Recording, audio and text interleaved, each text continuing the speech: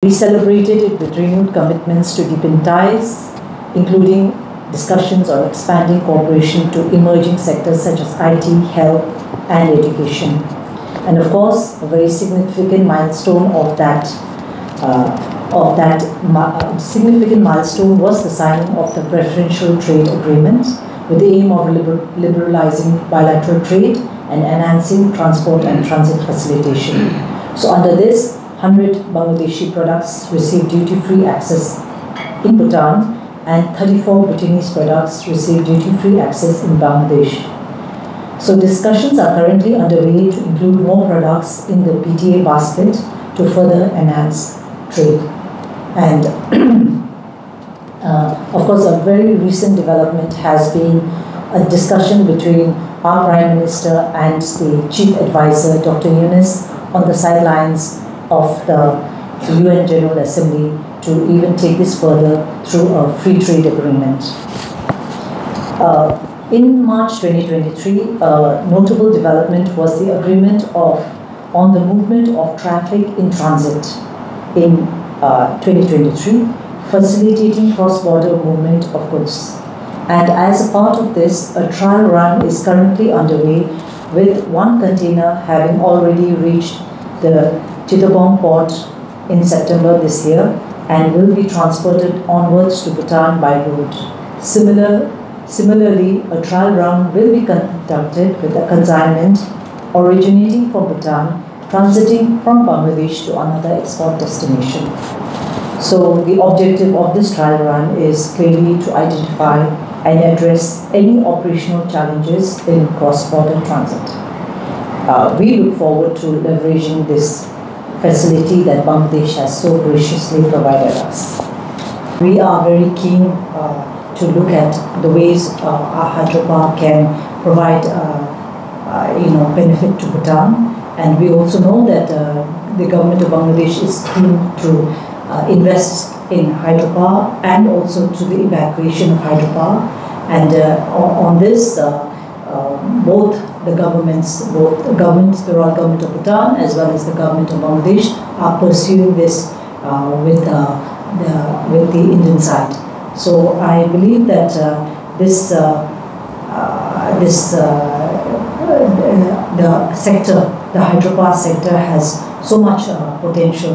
And as I touched upon in my earlier speech, with the change in the energy policy of Bhutan, we are looking to hydropower cooperation and investments from private sector both in Bhutan as well as in India, and that allows us it opens a lot of scope for taking the hydropower sector and the evacuation of power. I feel that there is so much of potential and we can move that forward very quickly.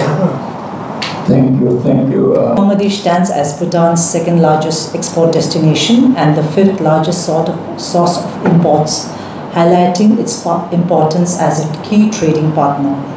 And I agree with Ambassador when we say that a lot of our potential still remains untapped. To further advance our diplomatic and trade engagements, several institutional platforms have been put in place, which Ambassador also touched upon. The Foreign Office Consultation, which was established in April 2013. Bashundhara issue, অশুদ্ধতার বিরুদ্ধে এক বিন্দুও ছাড় নয়. Since its inception, numerous rounds of consultation have been successfully held between the two foreign secretaries, discussing and advancing a range of mutual interests such as trade, connectivity, human resource development, and regional cooperation. I am happy to share that the next FOC is being planned to be held in Dhaka towards the end of the year, reflecting ongoing commitment to maintain regular high-level diplomatic engagement. Similarly, we have another forum, which is the Commerce Secretary level meeting, established in 2008 as a platform to discuss trade promotion and address any other matters pertaining to bilateral trade. These consultations have been critical in advancing negotiations on tariff concessions, resolving non-tariff barriers, and enhancing trade facilitation measures. Again, I'm happy to inform that the 10th CSLM is scheduled to be held in Dhaka very soon, reflecting our continued emphasis on strengthening economic cooperation. And that is the picture of the last CSLM held on April 2024.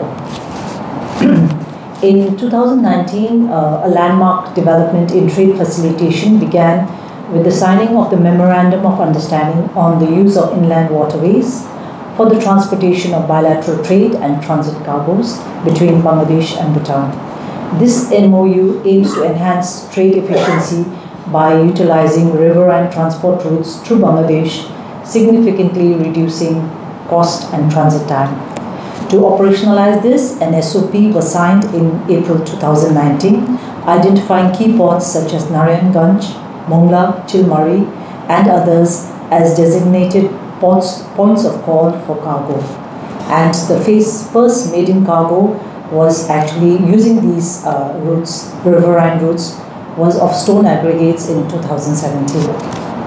We also have the joint group of customs between the two countries as another forum to address custom and cross-border trade issues, facilitate trade between the two countries and strengthen collaboration. And the last one was held in Bhutan in 2024. These institutional frameworks demonstrate the strategic, structured, and sustained approach Bhutan and Bangladesh have adopted to nurture our bilateral relations beyond ceremonial engagements. Beyond trade and economic cooperation, our bilateral cooperation also extends to human resource development. Since the 1980s, Bhutan has benefited from educational cooperation with Bangladesh, especially in the medical field. Currently, we have over 230 Bhutanese students pursuing MBBS, BDS, and other courses in Bangladesh. And I am sure, as our ambassador also pointed out, of having a very illustrious alumni of this scheme, our former Prime Minister, Dr. Lote Tsering, who is a graduate of the Mymens Singh Medical College. Bhutanese Foreign Service officers also participate in the training conducted by the Bangladesh Foreign Service Academy. And additionally, many medical specialists from Bangladesh have worked in Bhutan and continue to work in Bhutan, underscoring the capacity building dimension of our bilateral cooperation.